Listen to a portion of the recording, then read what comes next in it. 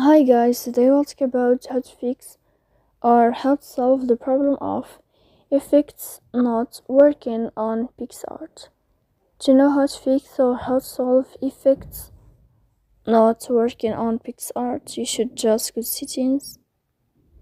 Here you can click on apps, default apps, app settings.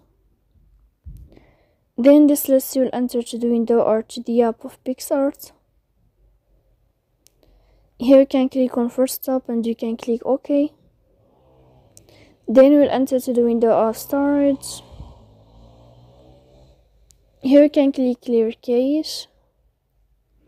Don't click clear data because that can cause you errors. You can delete your account. In the end, you can turn off your Wi-Fi and you can wait a moment to turn on your Wi-Fi again. So please don't forget to support us by like and subscribe. See you next time in another video.